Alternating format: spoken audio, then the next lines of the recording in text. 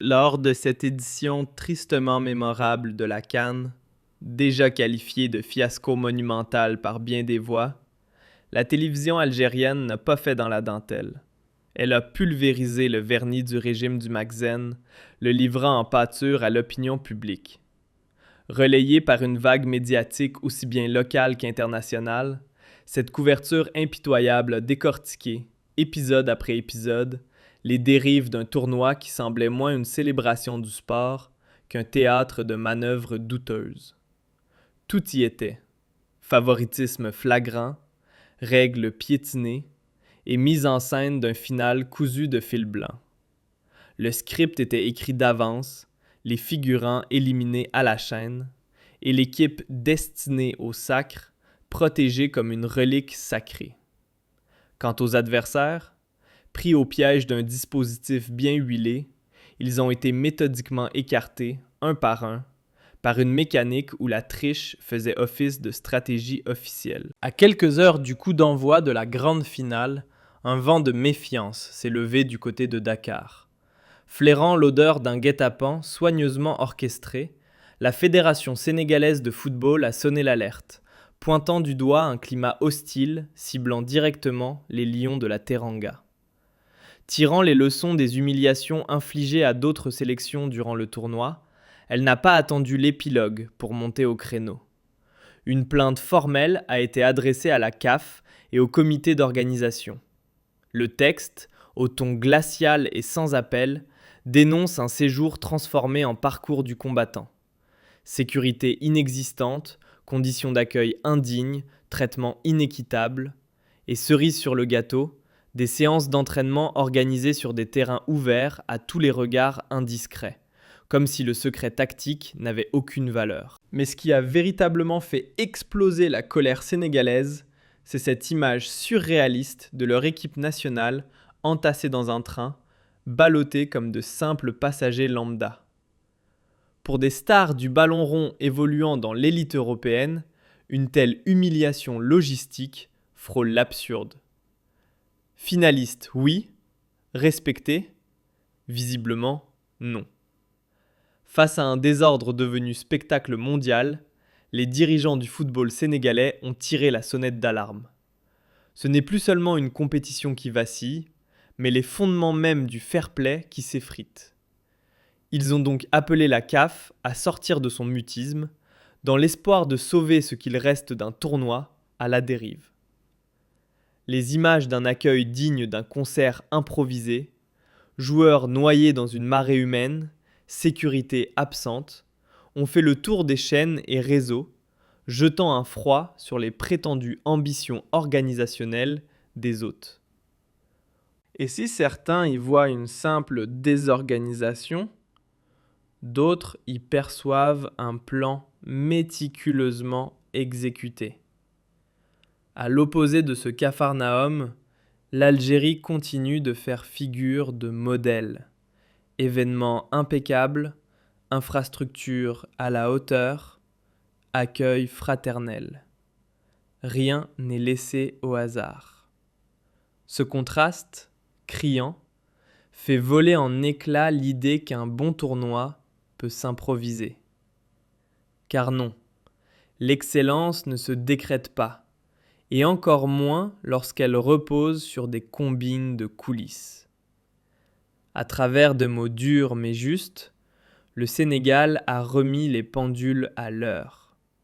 Le football mérite mieux que cette parodie logistique. Le malaise n'a pas seulement gangrené les pelouses ou les couloirs logistiques, il a aussi contaminé l'espace médiatique. Dans ce climat irrespirable, de faux journalistes, plus proches de provocateurs improvisés que de professionnels de l'information, se sont permis d'attaquer les sélectionneurs avec des questions volontairement déplacées. Face à cette mascarade, le coach égyptien Osama Hassan n'a pas mâché ses mots, coupant court à toute tentative d'intimidation et refusant de répondre à ce cirque dépourvu de toute éthique. Les représentants de la presse égyptienne, témoins directs de la scène, ont à leur tour dénoncé un traitement indigne réservé aux médias venus de l'étranger. L'amateurisme ambiant ne s'est pas arrêté là. Salles de presse mal équipées, zones de travail entravées, accès restreint, tout semblait pensé pour compliquer la tâche des journalistes. Quant aux infrastructures présentées comme des vitrines de modernité, elles se sont effondrées sous le poids de la réalité. Coupure de courant à répétition au complexe Moulay Abdellah, chaos dans la gestion des supporters, enceinte sportive trop étroite et sans dispositif de sécurité digne de ce nom. Pour le public, assister au match relevait parfois de l'épreuve de survie. Ces ratés techniques ne sont pas de simples désagréments. Ils mettent directement en danger joueurs et spectateurs. Cette CAN restera comme un symbole d'échec organisationnel et humain, loin, très loin du récit flatteur que le Magzen tente d'exporter à l'étranger. Au cœur de ce chaos organisé, le football africain a perdu bien plus qu'un simple commentateur. Il a vu s'éteindre l'une de ses voix les plus intègres, le journaliste malien Mohamed Soumaré. Inlassable défenseur de la vérité, il consacrait ses derniers reportages à mettre en lumière les décisions d'arbitrage étrangement orientées contre l'Algérie. Ironie du sort, alors qu'il s'apprêtait à dévoiler de nouvelles révélations sur les coulisses troubles de la compétition, il est retrouvé mort dans sa chambre d'hôtel. Un silence inquiétant s'est installé, chargé de soupçons. Ses analyses pointaient clairement vers des arbitres peu inspirés par le fair-play, malgré la présence, bien décorative, du VAR. À croire que les résultats se dessinaient bien loin des pelouses, dans l'ombre des intérêts inavouables. Dans ce climat pesant, le journaliste français Grégory Schneider a lui aussi vidé son sac en direct sur un plateau télé. Il n'a pas pris de gants pour décrire l'organisation comme une farce, exigeant que l'on cesse enfin de prendre les spectateurs pour des imbéciles. À ses yeux, ce tournoi était une trahison pure et simple envers le football et ceux qui le font vivre. Il a même affirmé que l'éviction de l'Algérie relevait d'un plan prémédité, trop menaçante pour le scénario officiel.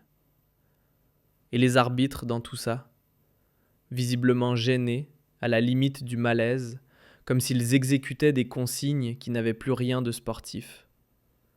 Malgré le vacarme et les combines, l'Algérie, guidée par le président Abdelmadjid Tebboune, reste debout, droite dans ses convictions, insensible aux coups tordus. Chaque jour, la télévision nationale déchire le rideau de fumée, révélant sans filtre les coulisses d'un tournoi devenu un feuilleton politique mal joué.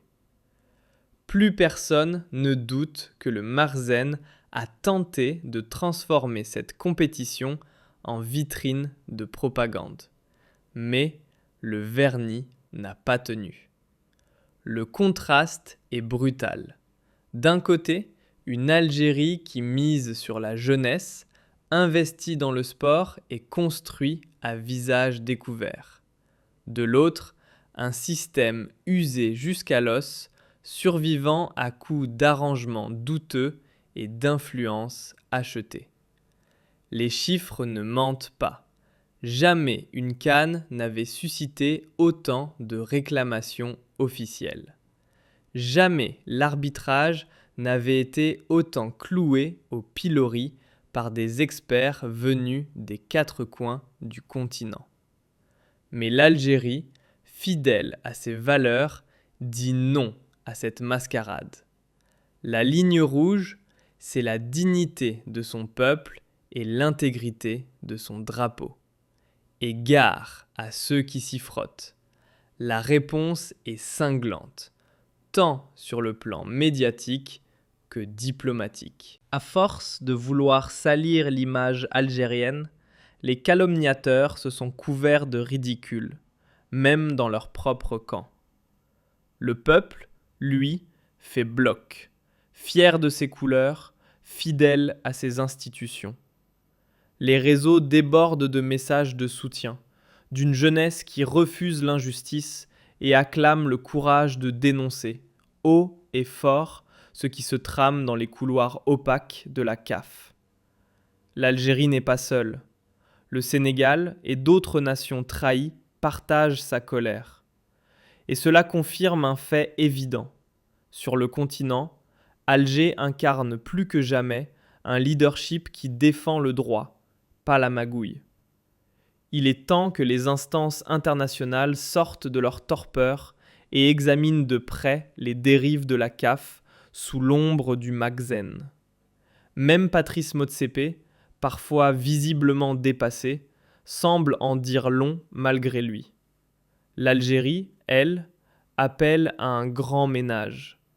Car on ne peut pas laisser quelques intérêts privés piétiner des décennies d'efforts et de progrès. Et cette fois, les masques ne sont pas juste tombés, ils se sont fracassés sous les yeux du monde entier.